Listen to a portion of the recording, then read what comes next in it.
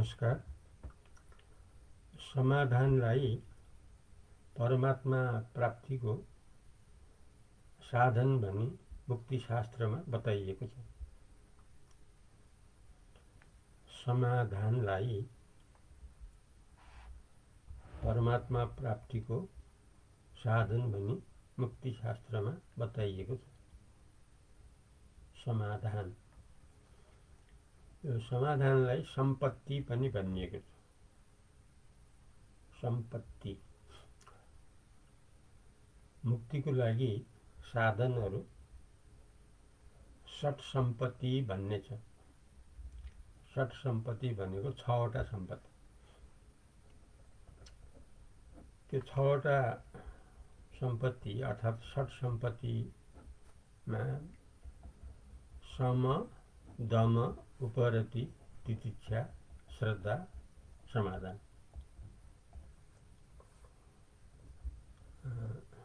6 सम्पत्ति। पहिलो सम, दोस्रो दम, तेस्रो उपरति, चौथो तितिक्षा,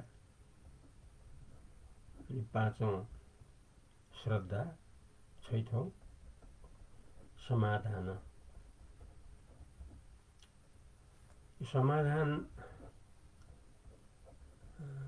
हरेक कुराको समाधानको क्षमता यस्तो हुनुपर्छ। केका लागि भन्दाखेरि परमात्मामा रहिरहनको लागि। परमात्मामा रहिरहन, परमात्मा रूपले रहिरहन, परमात्मादेखि अभिन्न रूपमा रहिरहनलाई समाधानको क्षमता भएको हुनुपर्छ। समाधान गर्ने क्षमता, तब मात्रै परमात्मा प्राप्तिको योग्यता पुग्दछ, अर्थात् साधन मिल्दछ। साधन हो समाधान। जसरी 6वटा सम्पत्तिमा सम, सधैँ एकनासले रहिरहने, यस्तोलाई पनि सम्पत्ति भनेको छ। कस्तो सम्पत्ति भने मुक्ति प्राप्त हुने, परमात्मादेखि अभिन्न भएर रहन सकिने, अर्थात् ब्रह्म रूपले रहिरहन सकिने, यस्तो सम, सधैँ एकनासले रहिरहने। अनि दम, इन्द्रियहरूलाई पूर्ण रूपमा आफ्नो नियन्त्रणमा भएको हुनुपर्छ। केका लागि भन्दा मुक्त भएर रहिरहन, परमात्मा रूपले अर्थात् ब्रह्म रूपले रहिरहन। दम, दोस्रो सम्पत्ति।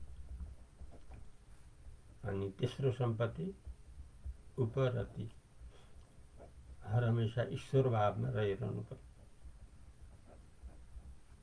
किनभने मुक्त हुनु छ, सबैभन्दा ठुलो उपलब्धि त मुक्ति हो। जीवनको सबैभन्दा ठुलो पुरुषार्थ त मुक्ति हो। त्यसैले त्यसको लागि ईश्वर भावमा, दैवी गुणावलीमा, सात्विक भावमा मात्रै रहिरहनु। अब अर्को छ तितिक्षा, सधैँ अविकारी भएर रहिरहनु। विकारी रूपले होइन, अविकारी रूपले रहेर सधैँ एकनासले रहिराख्नु। सहनशील भएर, क्षमा भाव राखेर।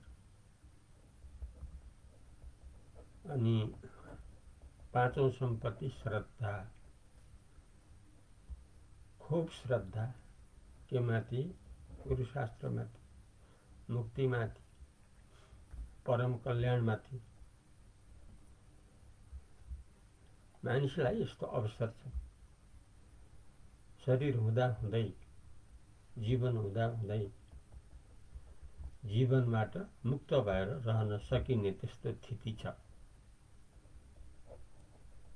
शरीर हुँदा हुँदै पनि, अर्थात् देह हुँदा हुँदै पनि देह मुक्त भएर रहिरहन सक्ने यस्तो अवसर छ। जिउँदै मुक्ति, जीवन छँदै मुक्ति। हुनाले यस्तो श्रद्धाबाट गुरुशास्त्रमा श्रद्धाबाट गुरुशास्त्रमा विश्वासबाट यसरी निरन्तर लाग्दाखेरि आस्था निष्ठा राख्दाखेरि त्यसको परिणामले मुक्ति प्राप्त हुन जान्छ। अनि 6 सम्पत्ति मध्ये अन्तिम सम्पत्ति शास्त्रले बताएको छ मुक्ति शास्त्र। यस्तो कुरा ब्रह्मसूत्रमा छ, साधन भनेर परमात्मा प्राप्तिको लागि साधन अर्थात् ब्रह्म रूपले रहिरहनलाई साधन। त्यो शारीरिक भाष्यको तेस्रो अध्यायमा यो साधनको वर्णन छ। त्यसमा सम दम उपरति तितिक्षा श्रद्धा समाधान भन्ने बताइएको छ। आजको विशेष प्रसङ्ग हो समाधान। समाधान हरेक समस्याको समाधानको क्षमता आफूमा हुनुपर्छ। किनभने मुक्त भएर रहिरहने लक्ष्य छैन। मुक्त भने सदाकालीन मुक्ति, फेरि स्वर्गमा जाने सम्मको मुक्ति मात्रै पनि होइन। अब स्वर्गतिर जाने, देवलोकतिर जाने हो भने आफ्ना समस्याहरू आफ्ना इष्ट देवताहरूको सामु राख्दा हुन्छ। हे इष्ट देवता, मलाई यस्तो समस्या छ, हजुरबाट समाधान होस्। प्रार्थना गरिराख्नु, जप गरिराख्नु इष्ट देवतासँग, जसको उद्देश्य स्वर्ग जानु छ, देवलोक जानु छ। तर सधैँको लागि मुक्तिको लागि यही जीवनभित्रै तत्काल सधैँको लागि मुक्त भएर रहिरहनलाई कसैसँग माग्ने, कसैसँग प्रार्थना गर्ने भन्ने प्रसङ्ग आउँदैन। किनभने त्यो समाधानको क्षमता आफूमा हुनु पर्यो। किनभने लक्ष्य त सधैँको मुक्ति प्राप्ति हो नि त। सधैँ मुक्त त परमात्मा हुनुहुन्छ। त्यसो भए परमात्मा रूपले रहिरहनु पर्यो सधैँ मुक्त हुनलाई। परमात्मामा त हरेक कुराको समाधानको क्षमता छ।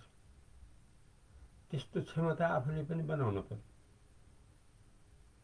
अनि मात्र न स्वावलम्बन हुन सकियो, आफू आफैमा निर्भर हुन सकियो। जस्तो परमात्मा आफू आफैमा निर्भर हो, अरूमाथि निर्भर होइन। त्यसैले सधैँ मुक्त हो परमात्मा। त्यसैले सधैँ मुक्त हुनको लागि तत्काल मुक्त भएर परमात्मा अभिन्न भएर रहिरहनको लागि समाधानको क्षमता भएको हुनुपर्छ। हरेक समस्याको समाधान आफूमा भएको हुनुपर्छ, त्यो क्षमता भएको हुनुपर्छ। र यसको लागि पर्याप्त आधार परमात्माले सबैलाई, संसारका सबैलाई दिइसक्नु भएको छ। किनभने शास्त्र हो समाधानको स्रोत।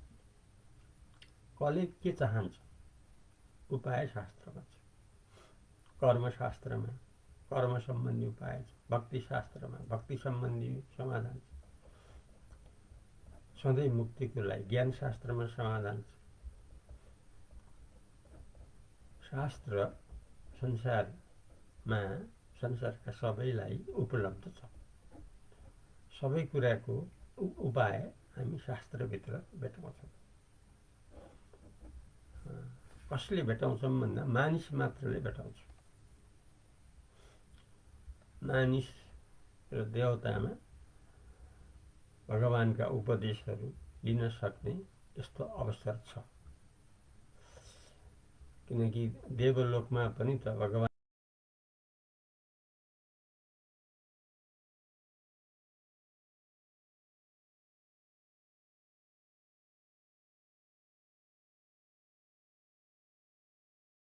पृथ्वीमा भन्दा ज्यादा सुख छ, दुःख छैन, श्रेष्ठ हो। तर पनि जाने आउने भित्रै पर्यो नि त। त्यसैले सधैँ मुक्तिको लागि स्वर्गमा गए भन्ने काम त बाँकी रहन्छ। किनभने लोकारहित हुनु पर्यो नि त, गुणारहित हुनु पर्यो नि त। देवलोक त गुणभित्रको, गुणातीत त होइन। गुणातीत त निर्गुण भगवान हो, पशुपतिनाथ हो। हुनाले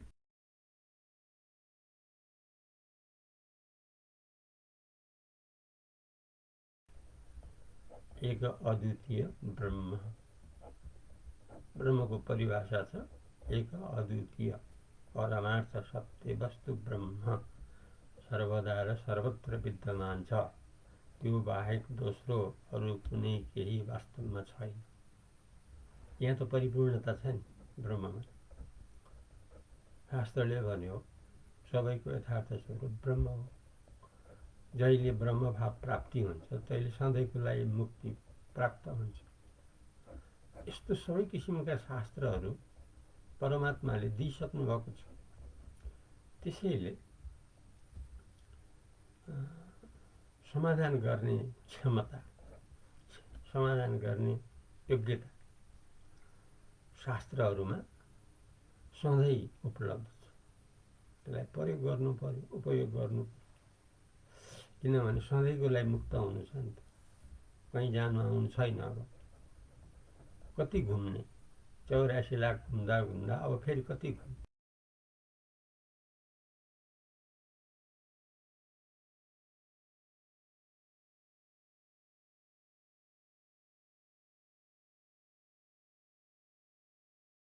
चिन्ता डरबाट छुटकारा पाउनलाई सधैँ सधैँ आनन्दै आनन्दमा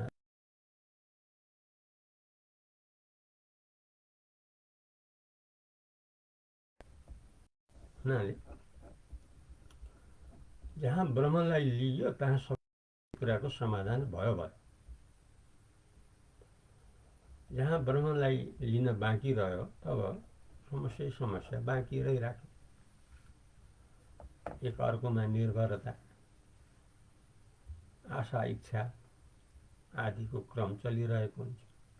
जहाँ ब्रह्म प्राप्ति त्यहाँ निरक्षित, तृष्णा रहित, इच्छा रहित। किन त्यो द्वैत रहित हो, त्यहाँ दुई भन्ने छैन। ब्रह्म एक अद्वैत ब्रह्म हो, एक परिपूर्ण ब्रह्म हो। पशुपतिनाथ अद्वैत हो, द्वैत आयो। त्यसैले पशुपतिनाथ परिपूर्ण हो, किन ब्रह्म हो उहाँ। र ब्रह्म परमात्मा त्यो क्षमता मानिसले पनि पाउन सक्छ निर्गुण भक्तिबाट, निर्गुण उपासनाबाट, निर्गुण ब्रह्म अनुसार लाग्नुबाट। त्यसैले समाधानको आधार सर्वत्र उपलब्ध छ। त्यसैले समाधानको क्षमता हामी सबैमा हुनुपर्छ। केका लागि भन्दा सधैँ सधैँ मुक्त भएर रहिरहनुको लागि। किनभने ब्रह्म हामी सबैको, हरेकको यथार्थ स्वरूप हो।